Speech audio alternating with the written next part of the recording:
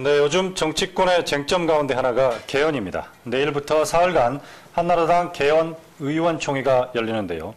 한나라당 내에서도 계파별로 이견이 불거지면서 진통이 계속되고 있습니다. 네, 개헌 문제의 중요한 고비가 될 개헌 의총과 향후의 전국 전망에 대해서 김재원 정치평론가와 함께 진단해 보겠습니다. 스튜디오에 모셨습니다. 안녕하세요. 안녕하세요. 자, 어제 친이계가 개헌 토론회를 가지지 않았습니까? 예. 그러니까 당내에서도 상당히 이제 비판이 많이 쏟아지고 있고 특정 계파가 중심이 돼서 끌어가는 게 적절한가 이 여부에 대해서 논란이 있는데 계속 이렇게 움직이는 모습을 보이는데 어떻게 보십니까? 그래서 이제 대통령이 지난번에 이미 신년 대담을 통해서 개헌에 대한 강한 의지를 피력했고 또 이재호 특임장관은 개헌 전도사로 나서서 지금 개헌에 대해서 강력한 이 드라이브를 걸고 있습니다. 네. 이런 상황에서 아마 친이계의 이른바 친이 직계라고 불리는 이 함께 내일로라는 의원 모임에서 35명의 의원들이 어제 저녁에 모임을 갖고 이 개헌 추진을 강력히 추진하기로 서로 의견의 일치를 보고 또 앞으로 이제 그런 움직임을 구체화하기 위해서 당내에 개헌 특위 구성을 요구하겠다 이런 어떤 입장까지 밝혔는데요. 이런 입장은 지금 현재 한나라당 내에 많은 의원들, 특히 친박계 의원들뿐만 아니라 중립 성향의 의원들과 또 개혁 성향의 의원들까지도 그렇게 동조하지 않는 상황이 있고 특히 야당은 강력히 반발하고 있을 뿐만 아니라 최근까지도 개헌에 어느 정도 이 찬성 입장을 보이던 자유선진당마저도 이 과학 비즈니스 벨트 문제로 이제 반대로 돌아서는 것이 아닌가 이런 움직임까지 있어서 사실 개헌은 거의 어렵다라는 판단인데요. 그럼에도 불구하고 친이계에서 이렇게 움직임을 계속 끌고 가고 있어서 과연 그 의미가 무엇인지 좀 정치권에서도 논란이 분분한 상황입니다. 네, 말씀하신 것처럼 이것이 정치권에서 여권과 야권 간의 어떤 대화, 대립이 아니라 지금 여권 안에서 갈등이 있단 말이죠. 개헌 문제를 두고. 그러니까 꼭 일각에서는 세종시 전국의 데자뷰를 보는 것 같다 이런 말씀을 많이 하세요. 이번 일을 계기로 좀 친박과 친이계의 갈등이 다시 좀 불거질까요? 어떨까요? 어떻습니까? 그렇습니다. 당장의 친박 친이계의 대결 구도는 물론 지금 현재 첨예한 상황인데요. 그뿐만이 아니고 이 개헌 문제는 사실 말씀하신 이 세종시 문제보다도 훨씬 더 어려운 상황입니다. 왜냐하면 법률안이 개정되기 위해서 법률안이 국회를 통과하기 위해서는 최적 과반수 의원의 출석과 출석 과반수의 찬성만 있으면 되는데 이 개헌안이 통과되기 위해서는 제적 3분의 2의 찬성이 있어야 되기 때문에 현실적으로 국회의원 200명이 찬성을 해야 되는 상황입니다. 그런데 지금 국회 의석 구조를 본다면 당연히 한나라당이 170여 석이 넘는 의석을 점하고 있어서 한나라당이 충분히 어떤 개헌에 대해서 추동력을 가질 수 있다고는 보여지지만 그러나 말씀하신 대로 실제로 대통령의 개헌 요구를 직접적으로 수행할 수 있는 의원들을 따져본다면 어제 모였던 35명의 친이 직계 의원들과 일부 의원들을 제외하고는 오히려 반대하는 의원들이 더 많은 실정이 있고 한나라당 지도부를 본다 하더라도 안상수 대표와 김무성 원내대표를 제외하고는 지도부조차도 개헌에 미온적이거나 또는 반대하는 의원들이 더 많기 때문에 과연 이렇게 끌고 갈 수 있겠는가 이런 생각이 있습니다. 이렇게 개헌 논란을 계속 끌고 간다면 말씀하신 대로 이 세종시 문제처럼 결국에는 개헌도 성공하지 못하고 여당 내의 분열만 가속화시키고 대통령의 어떤 지도력은 손상을 입는 그런 형국으로 가지 않을까 이런 걱정도 있습니다. 개헌을 반대하는 쪽에서 이유로 들고 있는 게 이제 시점 아니겠습니까? 지금 왜 개헌이냐? 그래서 이게 이제 다분히 정략적인 의도가 있는 것 아니냐 이제 이런 부분에 초점이 맞춰져 있는데 여기는 이제 물론 이제 박근혜 전 대표에 대한 견제군을 날리는 것이다. 이제 이런 분석이 조금 좀 지배적인 것 같은데 어떻게 보십니까?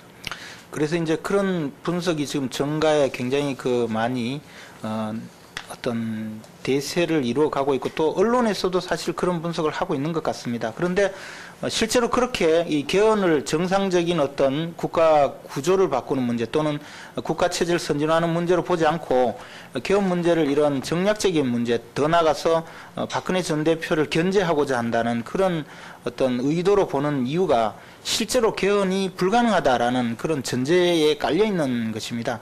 개헌이 지금 현재 어려운 상황에서 왜 이렇게 개헌을 자꾸 끌고 갈까? 그러면 개헌이 되지 않더라도 뭔가 다른 이유가 있을 것이다. 이런 입장에서 이제 현재의 그 여당 내 구도를 본다면 박근혜 전 대표가 차기 대권 주자에서 거의 압도적인 우위를 점하고 있고 친이계에서는 100여 명이 넘는 국회의원을 보유하고 있지만 실질적으로 차기 대권 주자를 제대로 만들지 못했다라는 그런 입장에서 결국은 대선 국면을 좀 흔들어 보자. 대선 과정에서 지금 현재의 구도를 좀 흔들어서 친이계에서 대선에 어떤 영향력을 행사할 수 있거나 정 안 되면 개헌이 성공해서 권력을 통째로 넘겨주는 일은 좀 막아보자라는 그런 입장에서 이런 개헌론이 계속 나오지 않는가라는 그런 의구심에서 그런 분석이 있다고 보여집니다. 그래서 이런 사실 개헌이라는 굉장히 중요한 국가적인 문제이자 또 정치권 전반을 뒤흔드는 이런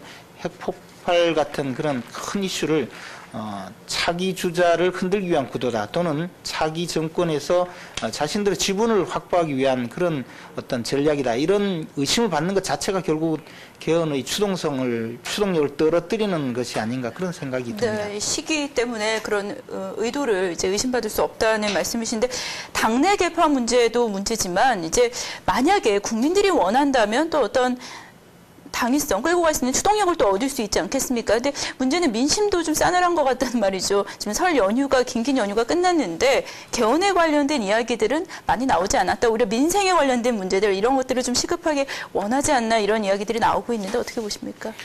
바로 그렇습니다. 실제로 박지원 민주당 원내대표가 개헌의 개자도 나오지 않더라. 뭐 그런 민심을 이야기했는데요. 사실 지금 길을 가로막고 지나가는 행인들에게 개헌에 대해서 물어보면 별로 그렇게 개헌의 필요성을 이야기하거나 개헌에 대해서 공감하는 분들이 많지 않을 것이라고 온 국민들이 다 생각을 할 것입니다.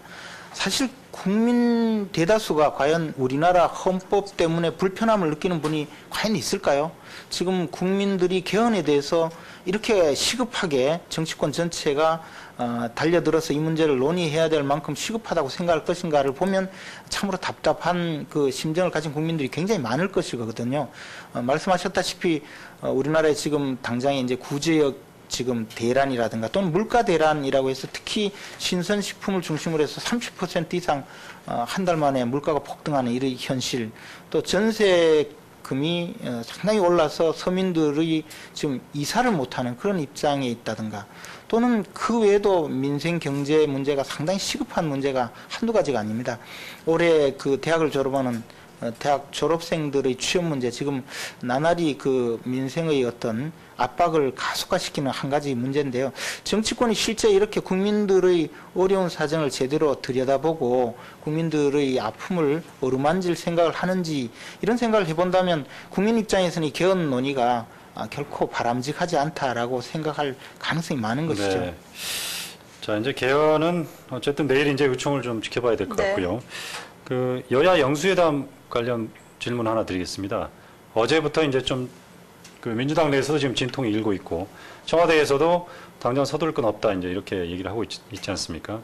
그런 한나라당 내에서 한나라당과 당청 관계도 그렇고 민주당 내에서도 좀 이 대립이 있는데 어떻게 지금 보고 계십니까? 그래서 영수회담을 두고는 아마 가장 문제가 민주당 입장에서는 지난해 12월 달 12월 중순이었죠.